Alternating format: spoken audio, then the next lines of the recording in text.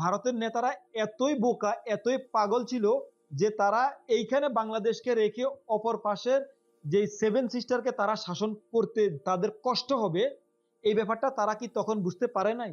মানচিত্রের যেই শেপ, যেই গঠন, এটা পৃথিবীর মানচিত্রে, সমগ্র পৃথিবীর মানচিত্রে এমন সুন্দর একটা দেশ, এমন সুন্দর মানচিত্রের একটা দেশ আপনি আর খুঁজে পাবেন না।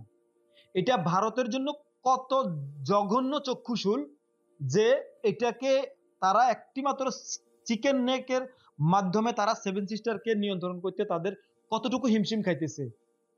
যারা ভাবতেছেন যে আমরা শোষণের সঙ্গে নিজেদেরকে মানিয়ে নিয়েছি, আমি গাঁটতে পারি বা না পারি, আপনি গাঁটতে পারেন বা না পারেন, সত্যের পতাকা, ন্যায়ের পতাকা অবশ্যই আল্লাহর আকাশের নিচে পথ করে উড়বে। সালামু আলাইকুম রহমতুল্লাহ। আশা করি সকলেই ভালো আছেন। এখন 2026 সালের ফেব্রুয়ারি মাস চলছে। আগামী 12 ফেব্রুয়ারি বাংলাদেশ 13তম জাতীয় সংসদ নির্বাচন। এখন এই সময়ে অর্থাৎ 2024 সালের 36শে জুলাই পরবর্তী এমন পরিস্থিতিতে এসেও আমাদের মধ্যে যারা এখনো কিছুটা দ্বিধাগ্রস্ত, কনফিউজড, এখনো যারা সেই পুরনো অর্থাৎ 24 পূর্ববর্তী, 36শে জুলাই পূর্ববর্তী পরিস্থিতির মতো নিজেদেরকে তালগোল ফাঁকিয়ে রাখছেন, তাদের জন্য কিছু কথা অত্যন্ত জরুরি। কেননা একজনের কনফিউশনের কারণে লক্ষ লক্ষ কোটি কোটি লোকের পথে চলতে বাধা সৃষ্টি হয়।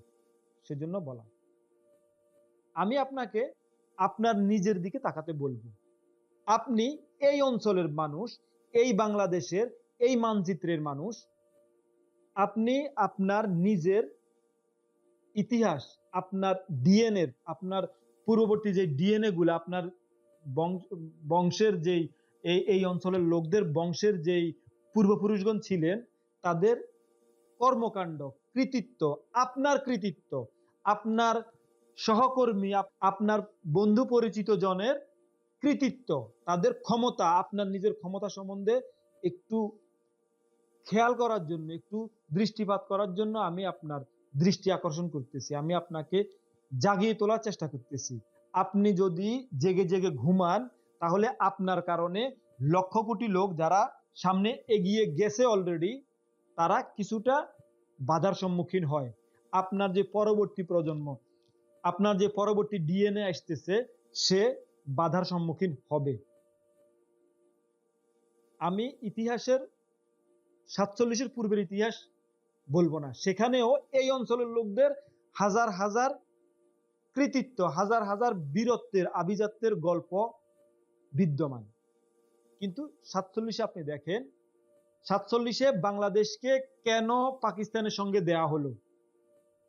ভারতের নেতৃত্ব যারা, এইদিকে ভারত, ওইদিকে ভারত, বাংলাদেশে এই যে দেশটা, এটাকে রেখে ভারতের নেতারা এতই বোকা, এতই পাগল ছিল যে তারা এইখানে বাংলাদেশকে রেখে অপর পাশের যে সেভেন সিস্টারকে তারা শাসন করতে তাদের কষ্ট হবে, এই ব্যাপারটা তারা কি তখন বুঝতে পারে নাই?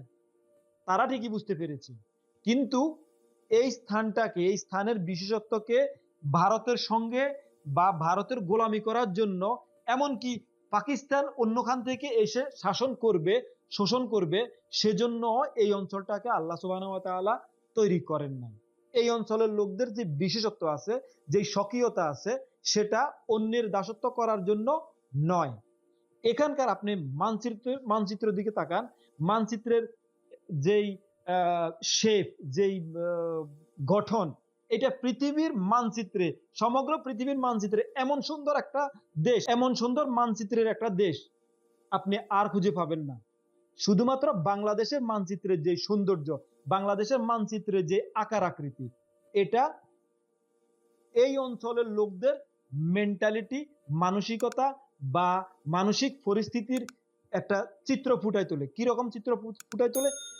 যে বর্ডার অঞ্চলের এই পাশের লোক এবং বর্ডার অঞ্চলের এই পাশের লোক যারা প্রতিবেশী, নিকটতম প্রতিবেশী, তাদের উভয়ের মধ্যে মানসিক যে ব্যবধান, মানসিক যে দূরত্ব, সেটা লক্ষ লক্ষ মাইল দূরত্ব, কোটি কোটি মাইল দূরত্ব।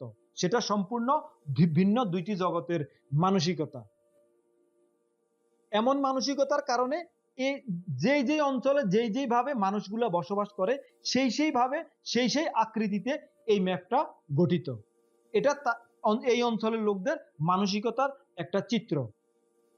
পাশাপাশি এই অঞ্চলের লোকদের বিশেষত্বের আরেকটি সবচেয়ে বড় দিক, আপনি এভাবে ভাবেন যে এই দেশটার অবস্থানগত কারণে ভারতের জন্য কতটুকু সমস্যা, এটা ভারতের জন্য কত জঘন্য চক্ষুশূল যে এটাকে তারা একটি মাত্র চিকেন নেকের মাধ্যমে তারা সেভেন সিস্টারকে নিয়ন্ত্রণ করতে তাদের কতটুকু হিমশিম খাইতেছে। সামান্য একটু চোখ কান খোলা রাখলে বোঝা যায় যে ভারত এই বাংলাদেশের অবস্থানের কারণে কতটুকু হিমশিম পরিস্থিতিতে তাদের সেভেন সিস্টারকে শাসন করতে হইতেছে। কিন্তু তারাই বাংলাদেশকে কিছুই করতে পারতেছে না। এই বাংলাদেশ ভারতের জন্য হায়দ্রাবাদ থেকে শত গুণ বেশি গুরুত্বপূর্ণ। এই বাংলাদেশ ভারতের জন্য সিকিমের চেয়ে অনেক বেশি গুরুত্বপূর্ণ। কিন্তু এই অঞ্চলটাকে ভারত 47-এ নিতে পারে নাই, তাদের নিজেদের কাছে রাখতে পারে নাই। এই অঞ্চলের লোকদের বিশেষত্বর কারণে, বিশেষ বৈশিষ্ট্যর কারণে, বিশেষ নিজস্ব স্বকীয়তার কারণে, এবং সামহাউ কোনো না কোনোভাবে পাকিস্তানের মাধ্যমে গিয়ে এখানে তৃতীয় একটি দেশ গঠিত হয়েছে আলাদাভাবে। এতটুকু ছোট একটা দেশ এত একটা বিশেষ পরিস্থিতিতে এইভাবে মাথা উঁচু করে দাঁড়িয়ে আছে। সবচেয়ে উত্তম, সবচেয়ে সুন্দর মাথা উঁচু যে পরিস্থিতি 2024 সালের 36শে জুলাই, আপনি শেখ হাসিনার সময়ে শেখ হাসিনার ক্ষমতা সম্বন্ধে সামান্য একটু আইডিয়া করেন। শেখ হাসিনার সময়ে শেখ হাসিনার ক্ষমতার আইডিয়াটা এইভাবে করেন, সারা পৃথিবীতে এমন কোনো প্রধানমন্ত্রী নাই, সারা পৃথিবীতে এমন কোনো দ্বিতীয় প্রধানমন্ত্রী নাই যে শেখ হাসিনার মতো ক্ষমতা হোল্ড করত। সেই শেখ হাসিনা সম্পূর্ণ মন্ত্রী পরিষদ নিয়ে এমন অপমানিত, লাঞ্ছিত হয়ে 16 বৎসর ক্ষমতা ভোগ করার পর, 16 বৎসর একটা জাতিকে সম্পূর্ণভাবে দখল করে নেয়ার পর, ওই ক্ষমতা উপভোগের সময়, ওই ক্ষমতা ভোগ করা কালীন সে দেখতে পাইল তার মতো অপমানিত, তার মতো লাঞ্ছিত, তার সঙ্গে দূর দূর দূর দূর পর্যন্ত যে যেখানে জড়িত প্রত্যেকে অপমানিত, প্রত্যেকে লাঞ্ছিত, তারা পলায়ন করতে বাধ্য হয়েছে। এটা এই অঞ্চলের লোকদের, এটা আপনার, এটা আমার, এটা আমাদের বিশেষত্ব, আমাদের স্বকীয়তা।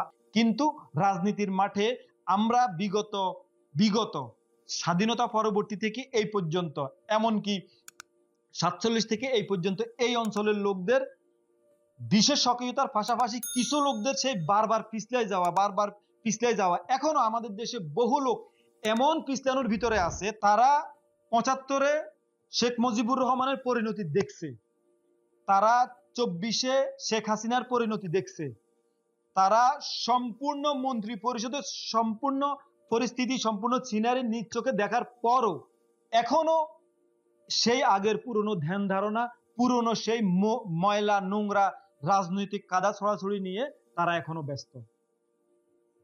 বাংলাদেশের মতো সিচুয়েশনে এই বাংলাদেশের এই বাঙালিদের এমন বিশেষ লোকদের মাঝে এখন পর্যন্ত প্রথম আলো, ডেইলি স্টাররা এখনো সেই পুরনো নোংরা রাজনীতি নিয়ে তারা পড়ে আছে। তারা বুঝতে পারতেছে না যে 1975 পর্যন্ত শেখ মুজিবুর রহমান যেই ক্ষমতা হোল্ড করত, যেই ভালোবাসা হোল্ড করত, যেই আন্তরিকতা, যেই সম্মান হোল্ড করত, স্বাধীনতা যুদ্ধের সময় শেখ মুজিবুর রহমানের কথায় লোকজন যেভাবে যুদ্ধে ঝাঁপিয়ে পড়লো, যুদ্ধ পরবর্তী সময়ে শেখ মুজিবুর রহমান যতটুকু সম্মান এবং ভালোবাসায় সিক্ত হয়েছিল, সম্মানিত হয়েছিল, তার কিছুদিনের কর্মকাণ্ডের মধ্যেই সেই মুক্তিযোদ্ধারা, সেই বাঙালি জাতি, সেই কোটি কোটি জনতা তাদের ভুল বুঝতে পারলো, তাদের সেই বাস্তবতা বুঝতে পারলো, তারা একটা সিদ্ধান্তে গেল, যার ফলাফল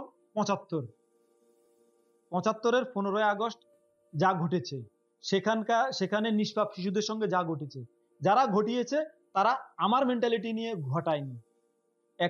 কোনো ধরনের কোনো নিষ্পাপ লোক কখনো সাফার করুক, কোনো ভোগান্তিতে পড়ুক, এটা কোনো একজন সাধারণ মানুষের লজিকে পড়ে না, যুক্তিতে পড়ে না। কিন্তু এটাও যুক্তিতে পড়ে না যে আপনি লোকজনকে ন্যায়ের কথা বলে, আন্তরিকতার কথা বলে, সততার কথা বলে, গণতন্ত্রের কথা বলে যুদ্ধ করে দেশ শাসন স্বাধীন করাবেন এবং যুদ্ধ পরবর্তীতে আপনি সেখানকার স্বৈরশাসক হয়ে উঠবেন, সেটাকে আপনার নিজের রাজ্য বলে মনে করবেন, দেশের নাগরিককে নিজের প্রজা বলে মনে করবেন, তখন সেটাও কোনো যুক্তিসঙ্গত পর্যায়ে পড়ে না।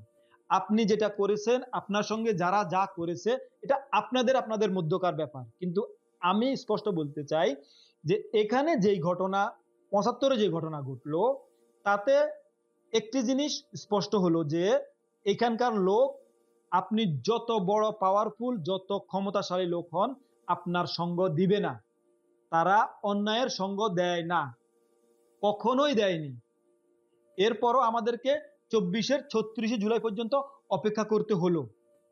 আপনারা আপনাদের সাধ্য অনুযায়ী পৃথিবীর সর্বোচ্চ তথ্য প্রযুক্তি, পৃথিবীর সর্বোচ্চ সকল ক্ষমতাকে ব্যবহার করে যত ধরনের দমন নিপীড়ন, শোষণ, শাসন থেকে শুরু করে যত ধরনের ক্ষমতা ব্যবহার করা যায়, সবকিছু ব্যবহার করার পরে আপনারা দেখলেন কি, এই অঞ্চলের লোকেরা আপনাদের সকলের চেয়ে সবচেয়ে বেশি সম্মানিত।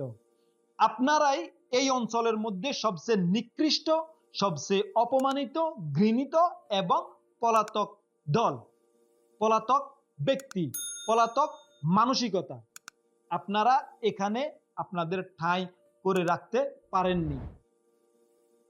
এখনো এমন পরিস্থিতিতেও যারা দ্বিধাগ্রস্ততার মধ্যে আছেন, যারা ভাবতেছেন আমরা ভেজাল ঘি খেতে খেতে আমাদের পেট এটা সহনশীল হয়ে গেছে, আমরা এখন খাঁটি ঘি খেলে আমাদের পেটে সহ্য হবে না, যারা ভাবতেছেন যে আমরা শোষণের সঙ্গে নিজেদেরকে মানিয়ে নিয়েছি, আমরা, আমাদের পরবর্তী প্রজন্ম, তার পরবর্তী প্রজন্ম সবাই শোষিত হয়ে যাবে, আমাদের পূর্ববর্তীরা শোষিত হয়ে গিয়েছে, এটা আমাদের জন্য আনন্দময় জীবন, তারা বোকার স্বর্গে বসবাস করছেন।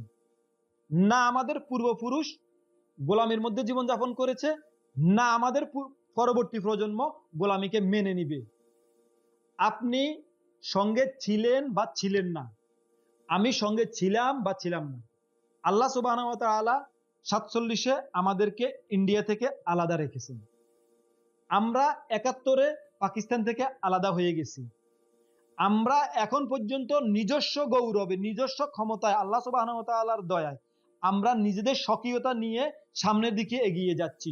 কতটা দ্রুত বেগে এগিয়ে যাচ্ছি আপনি বুঝতে পারতেছেন না। ২৪-এর ৩৬শে জুলাইতে যেই পাহাড় এই বাঙালি জাতি ডিঙ্গিয়ে এসেছে, এটা পৃথিবীর ইতিহাসে কোথাও কখনো সম্ভব হয় না। ৭৫-এ যেই পাহাড় ডিঙ্গিয়েছে, এরপরে ২৪-এ যে পাহাড় ডিঙ্গিয়েছে, এখন এই ২৬-এ আমরা যেই পতাকা গাড়ব, জনগণ গাড়বে, আমি গাড়তে পারি বা না পারি, আপনি গাড়তে পারেন বা না পারেন, সত্যের পতাকা, ন্যায়ের পতাকা অবশ্যই আল্লাহর আকাশের নিচে পথ করে উড়বে। আপনি এই পতাকা গাড়ার পিছনে, এই পতাকা উত্তোলনের পিছনে অংশীদার হতে পারেন বা না পারেন, আমি সেখানে উপস্থিত থাকতে পারি বা না পারি, কিন্তু এই অঞ্চলের মানুষ সেটা করে দেখাবে, যেটা পৃথিবীর অন্য কোনো অঞ্চলের লোকদের পক্ষে সম্ভব হয় না, সম্ভব হয় না। এত কিছুর পরেও আপনার যদি মন না গলে, আপনি যদি খাঁটি ঘি খেতে না চান, আপনি যদি ভেজাল ঘি খেতে চান, আপনি খাবেন, এটি আপনার অধিকার আছে।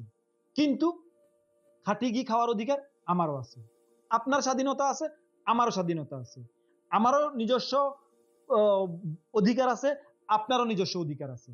আমার আর আপনার মধ্যে এতটুকু ব্যবধান যে আমি আপনার কথা শুনলে রাগান্বিত হই না, আমি আপনাকে আপনার পথে ছেড়ে দিয়ে রাখি, কিন্তু আপনি আমার কথা শুনলে রাগান্বিত হন।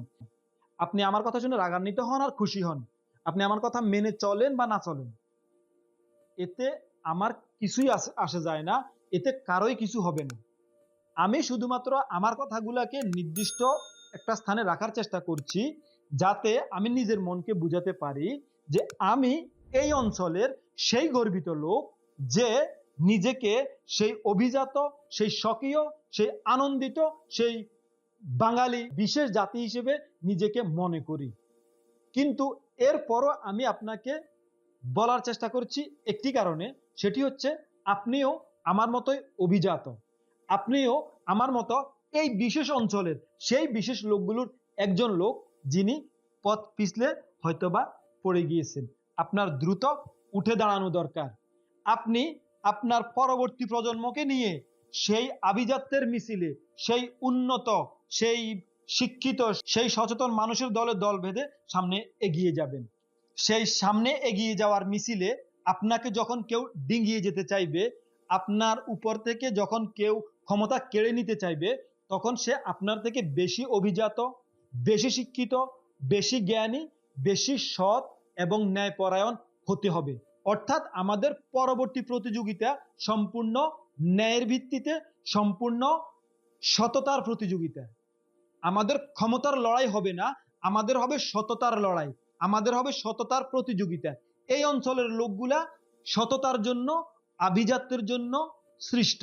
এই অঞ্চলের লোকগুলা সম্পূর্ণরূপে ন্যায়ের প্রতিযোগিতা করে, সততার প্রতিযোগিতা করে, কার চেয়ে কে বেশি সৎ সেটার প্রমাণ দিয়ে ক্ষমতার মসনদে বসবে এবং তাদের অনুসরণ করবে সকল ন্যায়ের অনুসারী লোকেরা। হ্যাঁ, এরপরেও ওই পিছলে পড়া লোকদের মধ্যে থেকে কেউ যদি, ওই কাদা মাখা লোকদের মধ্যে থেকে কেউ যদি উঠে এসে কাদা জড়ানো হাতে যদি কাউকে ময়লা করতে চেষ্টা করে, অতীতে তারা বারবার প্রতিহত হয়েছে। বাঙালি জাতির দৃশ্য তো কিছুই হয়নি।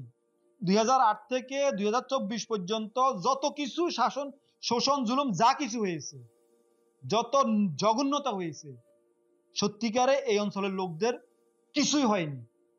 এই অঞ্চলের লোকদের ডিএনএর মধ্যে চলমান কোন ত্রুটি বিচ্যুতি যেগুলা ছিল, সেগুলো আরো ঘষা মাজা হয়ে, সজীব সতেজ হয়ে তারা এখন অপ্রতিরোধ্য দেয়াল হয়ে সামনের দিকে এগিয়ে যাচ্ছে। এবং এটি অনুরোধের কথা যে সত্যি সত্যি আপনি গোলামির জন্য নয়, এই অঞ্চলের লোক গোলামির জন্য নয়, কখনোই নয়। এরা গোলামির যেই ভুল গর্তে পড়েছিল, গোলামির যে কাদা গায়ে মেখে তারা এটাকে অলংকার মনে করতেছে, এটা শুধুমাত্র গোলক ধাঁধার চক্করে আছে না।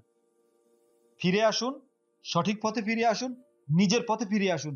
আমার কথা শোনার আপনার কোনো দরকার নেই। আপনার নিজের পথে ফিরে আসুন। আপনার নিজেকে নিয়ে, নিজের ভবিষ্যৎ প্রজন্মকে নিয়ে আপনি যেভাবে চলতে পারবেন, যেভাবে চলা আপনার জন্য আভিজাত্যপূর্ণ হবে, গর্তের ময়লা মাখা অলংকারের মতো নয়, সত্যিকারের অলংকার মাখা হবে, সত্যিকারের আভিজাত্যপূর্ণ হবে, সেই পথে ফিরে আসুন। অনেক ধন্যবাদ। আসসালামু আলাইকুম।